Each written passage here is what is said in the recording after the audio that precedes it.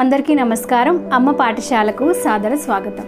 ఈరోజు అమ్మ పాఠశాలలో భాగంగా పల్స్ ఆక్సిమీటర్ అంటే ఏంటి, దీన్ని ఏ విధంగా యూజ్ చేయాలి, చిన్నారులకి రీడింగ్స్ని ఏ విధంగా తెలుసుకోవాలి, పెద్దవాళ్ళకి రీడింగ్స్ని ఏ విధంగా తెలుసుకోవాలి, ఇక పల్స్ ఆక్సిమీటర్లో కరెక్ట్ మెజర్మెంట్ రావాలంటే ఎలాంటి జాగ్రత్తలు పాటించాలో ఈ వీడియోలో భాగంగా క్లియర్గా మీకు ఎక్స్ప్లెయిన్ చేసేయబోతున్నానండి.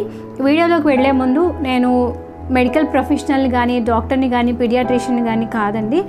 అదేవిధంగా పల్స్ ఆక్సిమీటర్స్ని నేను స్పాన్సర్షిప్ చేయట్లేదు, అదేవిధంగా వీటిని అమ్మటానికి కూడా మేము ముందుకు రాలేదు.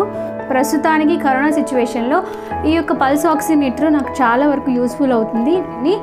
దీని గురించి నేను ఏం తెలుసుకున్నానో, నాకు తెలిసిన ఇన్ఫర్మేషన్ని ఈ వీడియో రూపంలో మీ అందరితో షేర్ చేసుకోబోతున్నాను. ఈ వీడియో ప్రస్తుతం మనం ఉన్న సిచ్యువేషన్లో మీ అందరికీ ఎంతగానో యూస్ఫుల్ అవబోతుంది. ఈ వీడియో కనుక మీకు యూజ్ అయ్యి కొంచెం ఇన్ఫర్మేటివ్గా అనిపిస్తే ఈ యొక్క వీడియోని ఒక లైక్ బటన్ ప్రెస్ చేయండి.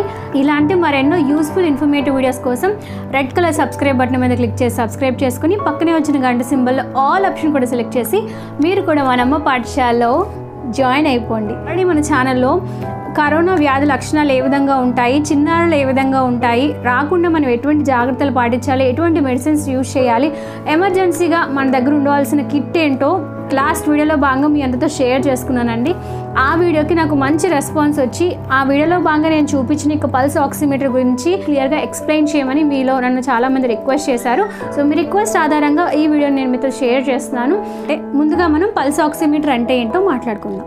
మన శరీరంలో ఊపిరితిత్తుల పనితీరు అనేది ప్రాణవాయువైన ఆక్సిజన్ శాతం బట్టి ఆధారపడి ఉంటుందండి. సో ఆ ఆక్సిజన్ స్థాయిల్ని కొలిచే పరికరాన్ని, అంటే మెజర్ చేసే పరికరాన్ని మనం పల్స్ ఆక్సిమీటర్ అని పిలుస్తూ ఉంటాం. ఈ యొక్క పల్స్ ఆక్సిమీటర్ ప్రజెంట్ కరోనా సిచ్యువేషన్లో ఏ విధంగా మనకి హెల్ప్ చేస్తుంది. కరోనా వైరస్ కనుక మన బాడీని అటాక్ చేస్తే ఫస్ట్ అది మన ఊపిరితిత్తుల మీద ప్రభావం చూపిస్తుంది, అంటే మన ఊపిరితిత్తుల్ని ఎఫెక్ట్ చేస్తుంది.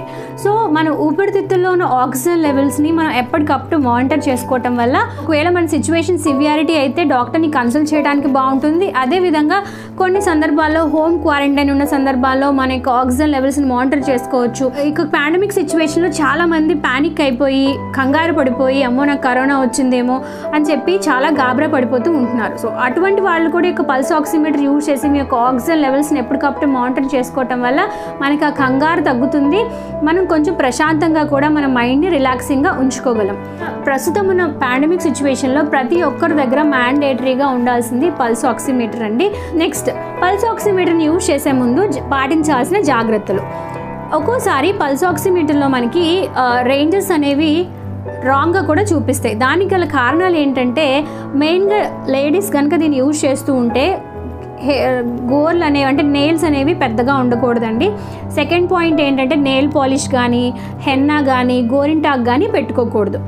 మూడో విషయం ఏంటంటే, వేళ్ళు అస్సలు చెమట పట్టకూడదు. చేతులు బాగా డ్రైగా ఉన్నప్పుడు మాత్రమే దీన్ని యూజ్ చేయాలి. నాలుగో విషయం ఏంటంటే, బాగా అలసిపోయి ఉన్నప్పుడు కానీ, ఇప్పుడే బయట నుంచి వచ్చినప్పుడు కానీ, మెట్లెక్కి వచ్చి బాగా అలసిపోయి ఉన్న సందర్భంలో దీన్ని మీరు యూజ్ చేయకూడదు. మీరు కొంచెం రిలాక్సింగ్ మోడ్లో ఉన్నప్పుడు మాత్రమే దీన్ని మీ యొక్క ఆక్సిజన్ లెవెల్స్ని చెక్ చేసుకోవడానికి యూజ్ చేయాలి. సో ఏ హ్యాండ్ యూజ్ చేయాలి? అదే చిన్న పిల్లల్లో, అంటే బిలో 2 to 3 years పిల్లలు చాలా చిన్నగా ఉంటారు కదా, వాళ్ళు కనుక మన యొక్క ఆక్సిజన్ లెవెల్స్ని చెక్ చేయాలంటే రైట్ లెగ్ బొటన్ వేల్ ఉంటుంది కదా, దానికి పెట్టి మనం టెస్టింగ్ అనేది చేయాల్సి ఉంటుంది. ఈ యొక్క పల్స్ ఆక్సిమీటర్ని యూజ్ చేసి మనం 4 విషయాలు తెలుసుకోవచ్చు అండి. ఒకటి ఏంటంటే SpO2, అంటే ఆక్సిజన్ సాచురేషన్ లెవెల్స్, అంటే మన బాడీలో ఉన్న ఆక్సిజన్ లెవెల్స్ని తెలుసుకోవచ్చు. అదేవిధంగా హార్ట్ రేట్. నెక్స్ట్, పర్ఫ్యూజన్ ఇండెక్స్ని తెలుసుకోవచ్చు అండి. పర్ఫ్యూజన్ ఇండెక్స్ అంటే ఏంటంటే మన యొక్క పల్స్ యొక్క స్ట్రెంగ్త్ని మనం తెలుసుకోవచ్చు. సాధారణంగా ఈ యొక్క పల్స్ స్ట్రెంగ్త్ అనేది 0.02 నుంచి 20 వరకు ఉంటుందండి. నెక్స్ట్, ఇందులో ఫింగర్ ప్రతిస్నోగ్రఫీ ఉంటుంది, అంటే మనకి ఒక వేవ్ ఫామ్లో అది చూపిస్తుంది అనమాట. ఇందులో మెయిన్గా బేసిక్ మనకి యూజ్ అయ్యేవి మనం తెలుసుకోవాల్సిన విషయాలు ఏంటంటే 2. ఒకటి SpO2 ఆక్సిజన్ సాచురేషన్, 2 ఏంటంటే హార్ట్ రేట్. పల్స్ ఆక్సిమీటర్ అనేది బ్యాటరీని బేస్ చేసుకొని వర్క్ అవుతుందండి. దీనిలో మనకి 2 బ్యాటరీస్ ఉంటాయి వెనకతల. ఇందులో బ్యాటరీస్ వేస్తే ఈ యొక్క పల్స్ ఆక్సిమీటర్ అనేది ఆన్ అవుతుంది. స్టార్టింగ్లో దీనికి ఆన్ ఆఫ్ బటన్ ఉంటుంది. ఈ విధంగా దీన్ని కనుక మనం ఆన్ చేస్తే ఇది ఆన్ అవుతుంది. ఇది ఈ విధంగా క్లిప్లా ఉంటుంది అనమాట. ఇది జస్ట్ ప్రెస్ చేస్తే ఓపెన్ అవుతుంది. లోపల మనం ఫింగర్ని ఈ విధంగా ప్లేస్ చేయాల్సి ఉంటుంది. ప్లేస్ చేసిన తర్వాత ఒక 20 సెకండ్స్ ఫింగర్ని ఆ విధంగానే పెట్టాల్సి ఉంటుంది.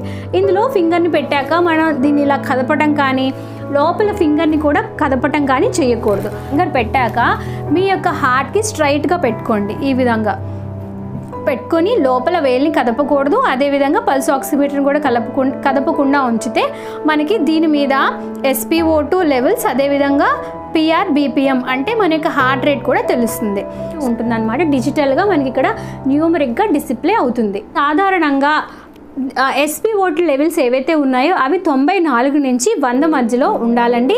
పల్స్ రేట్ అనేది 60 నుంచి 100 మధ్యలో ఉండాలి. ఈ యొక్క రేంజెస్కి తగ్గినా పెరిగినా ప్రమాదమే. మీరు పల్స్ ఆక్సిమీటర్లో చూసుకునేటప్పుడు మీ యొక్క ఆక్సిజన్ సాచురేషన్ లెవెల్స్ ఏవైతే ఉన్నాయో అవి 94, 93, 92 వచ్చాయనుకోండి, అప్పుడు కూడా మీరు వెంటనే కంగారు పడిపోయి హాస్పిటల్కి వెళ్ళి వెంటిలేటర్స్ మీద ఉండాల్సిన అవసరం లేదు. కానీ ఆ యొక్క టైంలో మీ యొక్క డాక్టర్కైనా కనీసం ఫోన్ చేసి డాక్టర్ కన్సల్టేషన్ అయినా తీసుకోవాల్సి ఉంటుంది. ఆక్సిజన్ సాచురేషన్ లెవెల్స్ అంటే SpO2 లెవెల్స్ చిన్నారుల్లో ఏ విధంగా ఉంటాయి మనం చూద్దామండి. పెద్దల్లో అయినా చిన్నల్లో అయినా ఇక SpO2 లెవెల్స్ అనేవి 95 తక్కువ కన్నా ఉండకూడదండి. అంతకన్నా తక్కువగా ఉంటే ఒక్కసారి మన డాక్టర్ని కన్సల్ట్ చేయాల్సి ఉంటుంది. నెక్స్ట్, హార్ట్ రేట్ చిన్నారుల్లో ఎలా ఉంటుందో మనం తెలుసుకుందాం. న్యూ బార్న్ బేబీస్లో హార్ట్ రేట్ అనేది 120 నుంచి 160 రేంజ్ మధ్యలో ఉంటుందండి.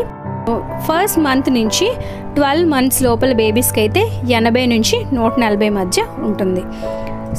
సంవత్సరం నుంచి 2 సంవత్సరాల ఉండే టాడ్లర్స్ ఉంటారు కదా, వాళ్ళకైతే 80 నుంచి 130 వరకు హార్ట్ రేట్ అనేది ఉంటుంది. యంగ్ చిల్డ్రన్ అంటే 2 to 6 years వయసు మధ్య పిల్లలకైతే 75 నుంచి 120 వరకు హార్ట్ రేట్ అనేది ఉంటుంది.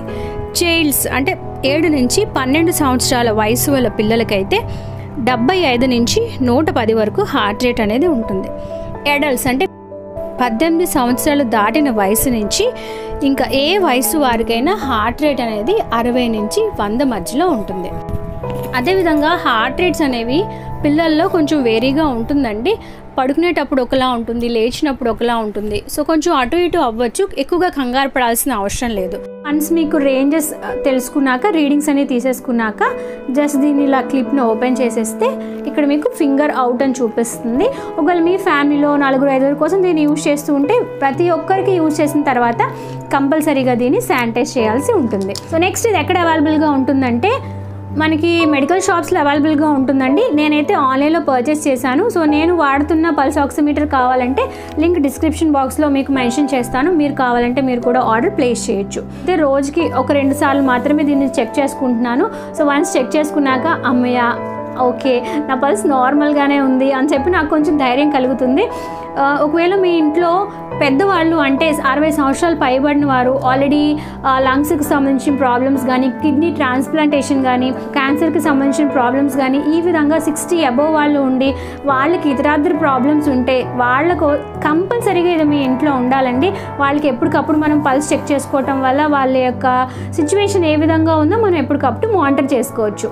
ఈ వీడియోలో భాగంగా పల్స్ ఆక్సిమీటర్ గురించి కంప్లీట్ ఇన్ఫర్మేషన్ మీకు ప్రొవైడ్ చేశానని ఆశిస్తున్నాను. అదేవిధంగా ఈ వీడియోపై మీ యొక్క అమూల్యమైన అభిప్రాయాన్ని నాతో ఈ వీడియో కింద కమెంట్ సెక్షన్లో షేర్ చేసుకోవటం అస్సలు మర్చిపోవద్దు. అమ్మ పాఠశాలని వీక్షించినందుకు ధన్యవాదాలు. మీకోసం ఇలాంటి మరెన్నో useful and informative videos on the వేలో ఉన్నాయి. సో స్టే ట్యూన్ టు అమ్మ పాఠశాల. మరి నెక్స్ట్ వీడియోలో మరొక చక్కని ఇన్ఫర్మేషన్తో మిమ్మల్ని అందరినీ కలుసుకుంటాను. అంతవరకు సెలవు, నమస్కారం.